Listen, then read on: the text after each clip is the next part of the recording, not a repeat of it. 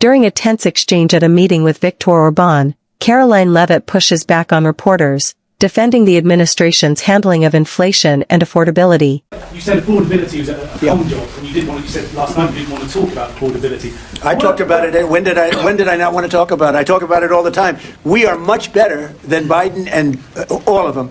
Now, just so you understand, do you remember that the Biden administration had the highest inflation in 48 years, but most people say ever recorded? Do you remember that? Right? Do you remember it? So, yeah. Did they have the highest inflation in 48 years? Did they? Just answer me the question. You know the answer. The answer is yes. They had the worst inflation in 48 years.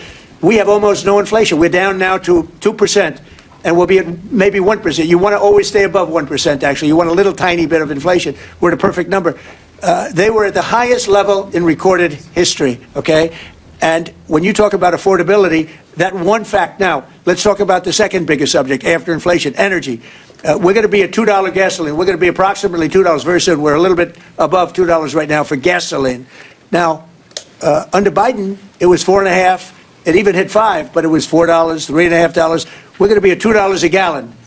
So gasoline's much less. Energy costs are less. When you have energy and when you have gasoline less, everything else follows. It's such a big category. So when you have lower energy prices, which I think you admit we do substantially, that means everything else. So we are the victors on affordability. But if I watched that election, which I was not much involved in, I didn't support Virginia, the candidate, didn't do a lot of support for the other candidates. They asked me about Cuomo, and I said, well, it's a question, do you want a thug or do you want a communist? I mean, that was my response. So I wasn't involved in that stuff too much. But I will say this, if you look at affordability, which they campaigned on, they lied. Because they talked about, oh, prices are up. No, prices are down under the Trump administration, and they're down substantially. Energy prices are down by 30, 35, 40%. Gasoline is way down. And the other big thing is inflation is way down. The biggest thing is inflation. The second biggest thing is energy. Energy is way down, and what's also down? Gasoline. Also, the biggest thing is inflation, and it's way down. We took over a mess. The highest inflation in recorded history. Some people would say 48 years. I'll take either one of them. But I believe it's the highest inflation in recorded history. That alone makes it impossible for them to have done a good job affordability-wise. And one other thing. When I came into office, Victor, 2 days into office, they were screaming at me about the cost of eggs. I was there for 2 days. Eggs had quadrupled. And I said, listen, I just got here. Let me check it out. And they were right. Eggs had gone up by 3-4 times. Within a period of a few months, we had eggs down to a normal cost. We did a great job on groceries and affordability. The only problem is the fake news. You people don't want to report it. And in fact, I'd like to ask Karoline. Where's Karoline? I'd like to ask Karoline a question. Where is she? Did she? She deserted us. She deserted me.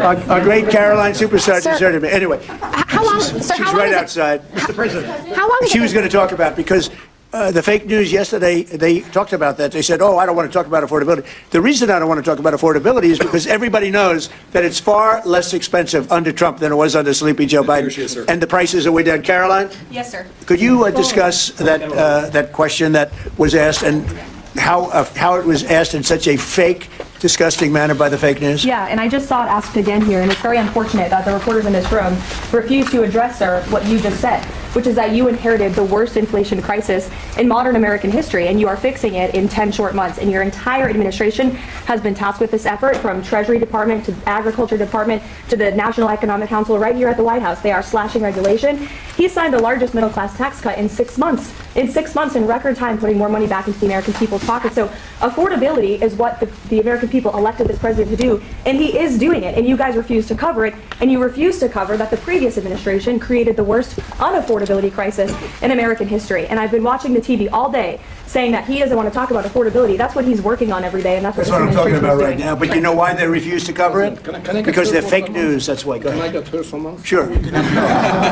Caroline, the Prime Minister would like you to work for him in Hungary. Please consider. You know what? It's a very good decision you just made. Please don't leave us. On the shutdown, Mr. President, Yeah, please. you spoke to Republicans. This exchange brings into focus a familiar but still highly charged dynamic, the ongoing clash between political leadership and the press, here involving Donald Trump and Karoline Leavitt during a meeting that also included Viktor Orbán.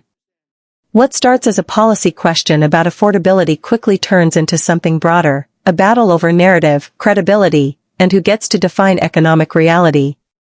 Trump's approach in this moment is assertive and repetitive by design. He anchors his argument on two key pillars, inflation and energy costs.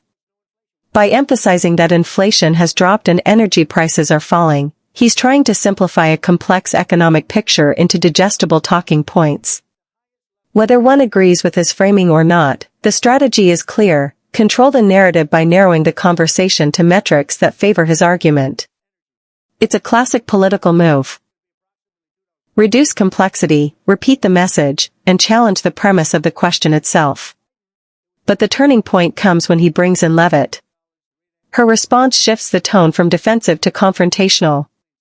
Instead of just reinforcing the administration's position, she directly challenges the media, accusing reporters of selectively ignoring positive developments.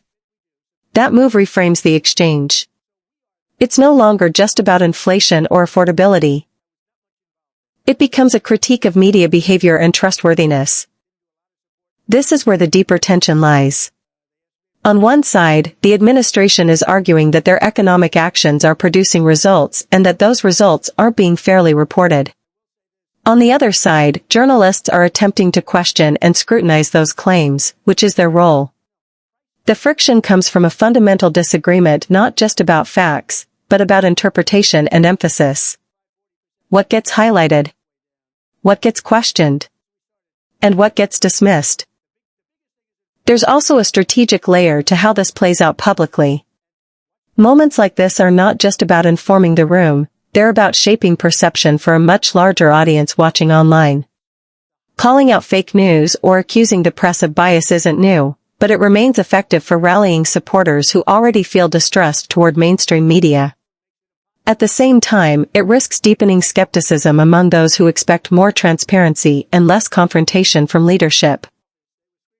The reference to everyday costs, gas, groceries, eggs, isn't accidental either. These are tangible, emotional pressure points for the public. By tying policy success or failure to those items, the conversation becomes more relatable, but also more contested, because people measure those claims against their own lived experience. In the end, this moment isn't just about who won the exchange. It's about two competing narratives colliding in real time. One that says progress is being made and unfairly ignored, and another that insists on continued scrutiny and accountability. The truth, as often happens, likely sits somewhere in the tension between those positions. If you're watching this, the real question is how you evaluate what you're hearing. Are you relying on official statements, media reporting, personal experience, or a mix of all three? That balance shapes how moments like this are understood, and it's worth being intentional about it.